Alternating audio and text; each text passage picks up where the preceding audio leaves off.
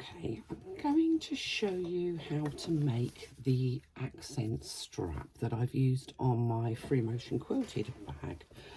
I'm not going to make a whole strap, I'm just going to make a sort of a short panel, but it gives you an idea of measurements and how to make it. So I'm making a 1-inch strap, so I've got my piece of faux leather, and I'm just using scraps of faux leather here. This is 2 inches wide by the length of your strap, so obviously mine's a bit short because I'm only making a partial strap. If you wanted to make a wider strap, so a 2-inch wide strap, you'd make this 4 inches wide.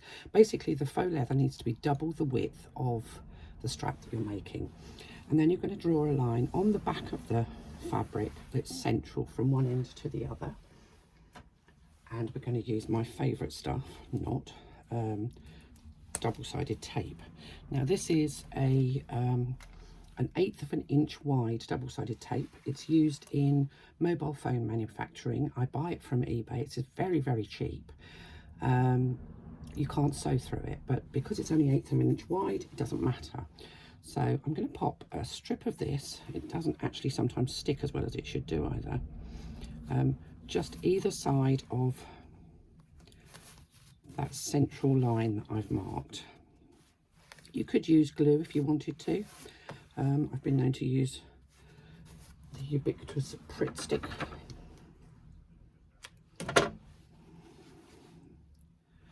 If you don't have double-sided tape, it's just easier with double-sided. Let's just turn the big light on. Oh, that's it. Suddenly we've got more lights. Not very bright day here today. I always refer to it as sunny Suffolk, but it really is.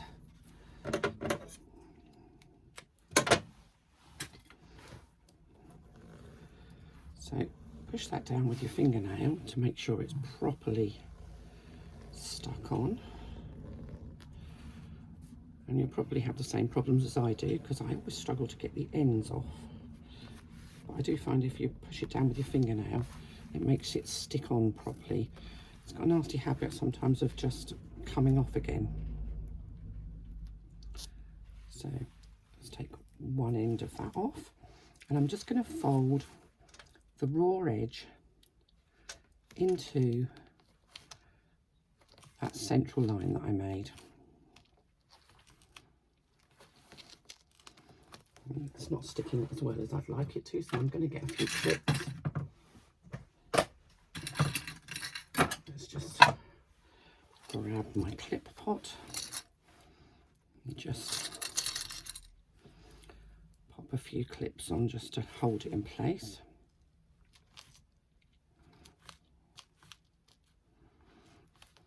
And just make sure it's pushed down properly.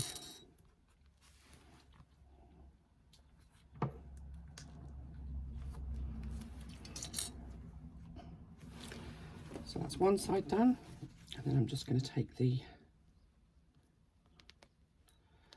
backing off of the other side,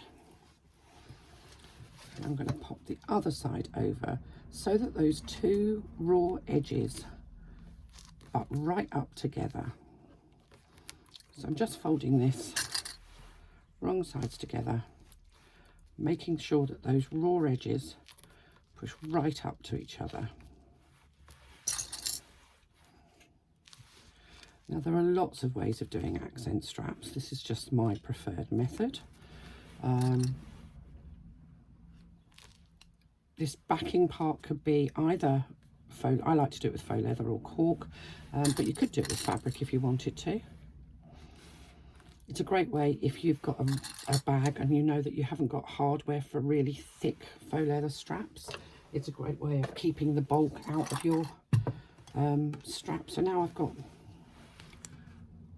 you can see there's a line down the middle. That's where those two raw edges meet in the middle.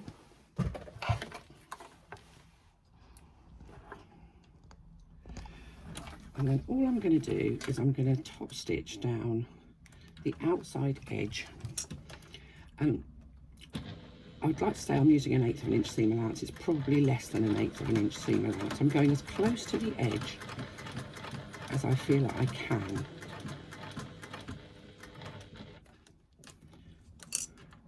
And what I would normally do is check that I've got the same cotton in the bobbin and the top thread and the top of my machine. I'm not actually sure if I have. No, I haven't. I've got a darker colour on the bobbin at the moment.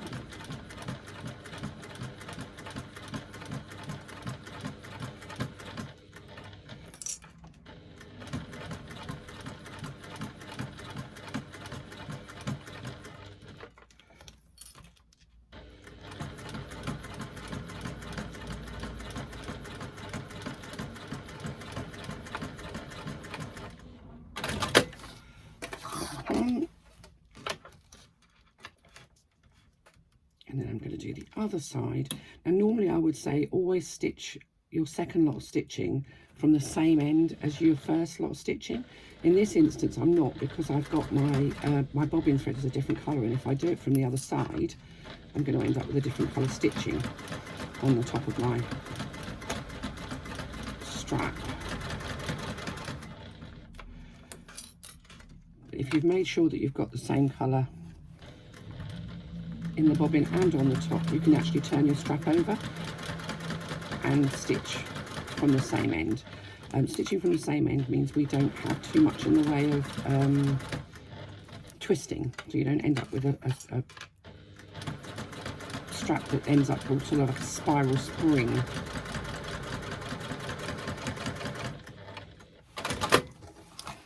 And there we have the first part of our strap. Now you can still see that that's got a gap in the middle, but they're butted up together, so it's not too much of a major issue, and we will be covering that in a second.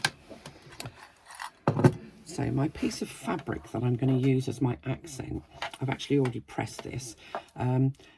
My piece of fabric is, for a 1 inch strap, is 1 1/8 of an inch wide. And I'm just using a piece of cotton. I've interfaced it. I've added a mark in the centre, and then I'm just folding both of those sides into the centre, so that you end up with something that hasn't got any raw edges on it. And I'm just going to do this very end. Now sometimes it's difficult to do because it is quite fiddly, because you've only got tiny little, just literally just over 1/4 of an inch being folded in. If you wanted to add a bit of double-sided tape on there, you could. If you wanted to add a little bit of glue, you could. Anybody that went and bought themselves a tailor's ham after our last sew along, a tailor's clapper rather, after our last sew along, this is a great time to use your tailor's clapper to get those creases pressed in nicely and make it sit down nicely. You could put a little bit of Pritt stick in the middle, glue stick, a fabric glue, any of the others, just to hold it down. It's very much a personal preference. And then all I'm going to do, I've got a thread there, is take my accent fabric and I'm going to lay it over the top of that gap, that piece where we've got the gap. Now, I do not measure this. If you wanted to, you could put a piece of double-sided tape down the middle to hold it in place. I rarely do, and I'll explain to you why I do that. Don't actually add extra tape in the middle, but I'm just going to clip this centrally, and you can kind of eyeball that.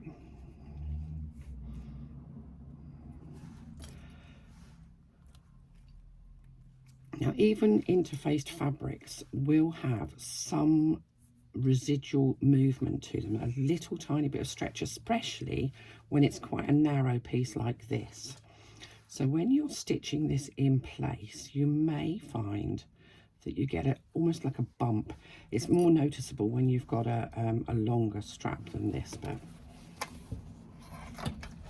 so you can see there, I've clipped that centrally between those two lines of stitching that I did, and I'm just now going to stitch down the sides of that accent piece. Again, I'm using less than an eighth of an inch seam allowance. I'm going as close to the edge as I dare.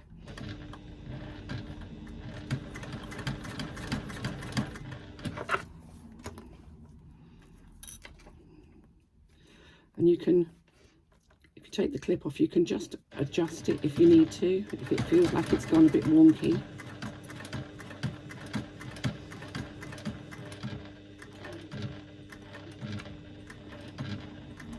Now, I don't know if you can see, but but there's a little bump formed here. I can actually put my pen underneath it. And that's where this top accent fabric is slightly stretching. Oop, that doesn't want to stay where it's meant to be. So if I'd have glued that down or used a bit of double-sided tape, I wouldn't be able to get rid of that, and you'd end up with puckers in your accent. So I find it's easier not to glue it down, so that as I take the clips off, you can see that bump's getting bigger. And I can just move that fabric along a little bit.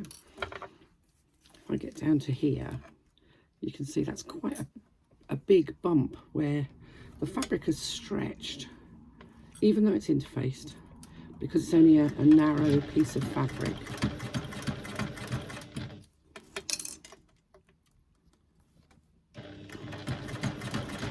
So not gluing it down allows you to be able to move the fabric slightly so that you can actually get a nice smooth flat strap without any lumps and bumps or puckers.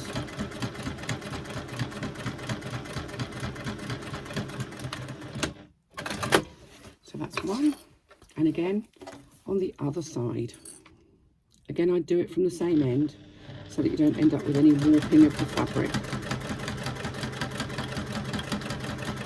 You can see here that I use my fingers to hold the strap in place. You could use an edge guide if you have one of those magnetic seam guide things on the side of your strap, just to hold it in place. I don't, I just use my fingers. And there we have a beautiful accent strap. Obviously this is a very short one, and it's made out of random bits of fabric. On the back you've got 4 lines of stitching but no raw edges, and that's really secure. It's not stretchy. There's no interfacing in the faux leather. There is only the woven interfacing in the fabric part.